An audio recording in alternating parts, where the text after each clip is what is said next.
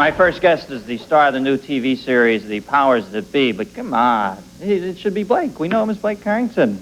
John Forsythe, folks. Let's bring him back.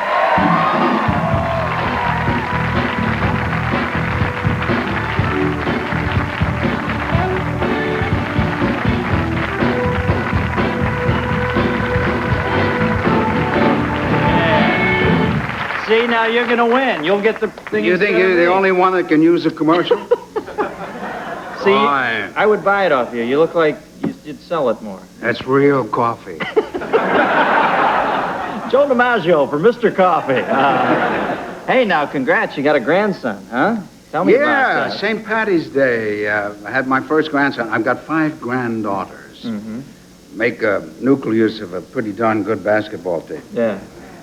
I have offered a substantial cash prize for the first one of my children who came up with a son. Whammo!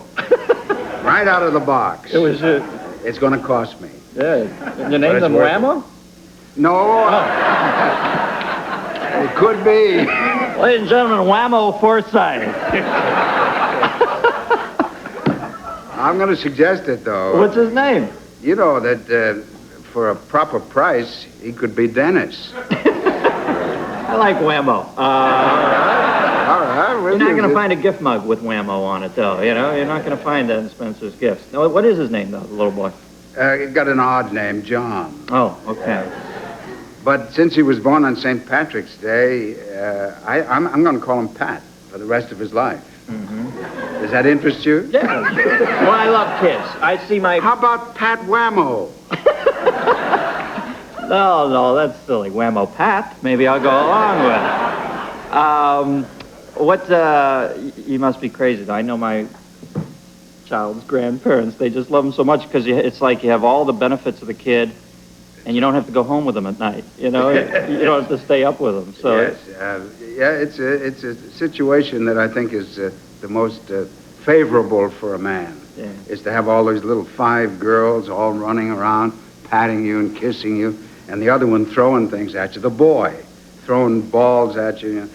He's got long fingers, this little kid has, that was just born. And he's going to make a hell of a pitcher. Yeah. Oh, God. Pete Mickelson, the forkball. That's right. Used to be an announcer at Ebbets Field, right? That's right. I used to work for the Dodgers. Yeah. I want to talk about that more when we come back. We got to take a commercial. We'll be right back with John Whammo Forsythe after this, folks. Whammo. Yes. All right, we're back. Johnny Forsythe. I'm getting him on the bananas for his health, but does this cat look great, or what? Huh? You ever see a gorilla have a heart attack? No. Because they That's eat the why bananas. we eat it. That's right. Sure, but they do have strokes. Fantastic. They do. Different strokes. We're going to show this clip. I want to get to this clip. We have a new show John's going to do called The Powers That Be. You play a Politico? Mm-hmm. Play a senator. Democrat, Republican? Democrat, yeah. And he's kind of an empty bag, you know. Most of the Republican bags are full. We'll take a look. This is a clip from The Powers That Be. We'll come back and talk about it.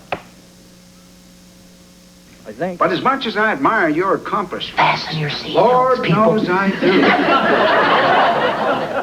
I remember a play that you made in a game against the Giants that was just simply astounding. What's he doing? Now you drop back. This is not the impromptu speech we rehearsed. Lawrence Taylor's bearing down on you, and you took off down the field, sprained knee and all, 69 yards of the best broken field running anybody had ever seen. Your time is up, Senator. It is. Well, I didn't get to make my point. I have a point. Yeah. Well, tell me. See what that What was that? is? That was a debate thing. This fella who's a football player and is a quadriplegic or paraplegic decides to run against me. Mm-hmm. And being a kind of an empty-headed football fan that I am, I never get to make my point. So you're bowled over by him and start telling his story. That's right. It's very funny. I think that's I think that's an interesting trend, casting people as, I see that more in commercials now, and obviously you have it in your show, casting people who are quadriplegics or that. You know, like, it's so often ignored, it seems. Well, I'm not going to tell you what the outcome of this thing is because Oh. there's a surprise. He gets But, up out of the chair or something? What a Oh. smart cookie you are. Well, what else? You knew it had to be that. All those Saturday Night Lights, they know everything. I smell out the plot lines like that. Now, you seem to work so much. Did you never get tired of, you just like it? It keeps you I feeling tell you, alive? comedy, after 9 years of Dynasty, I figured they've been laughing at me for 9 years. Why not get paid for it?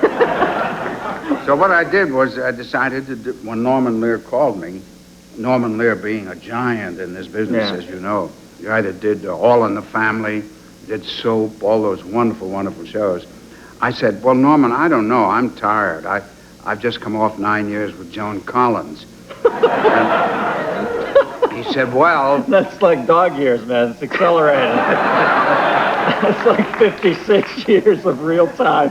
What he said was, I'm going to do an outrageous show, a thoroughly outrageous show. And then he began to tell me about it. And it was so intriguing and so wonderful that I was down on my knees saying, please take me. Time to jump back in. Yes. And it's going to be... I must say that I'm thrilled to be working on the show because it's a genuinely funny show. It's The Powers That Be. It's on NBC Saturdays at 8:30. Real quick, whenever you watch those two women wrestle, did you ever get turned on a little? A little? A lot. All right, we'll be right back with Jake Johansson after this.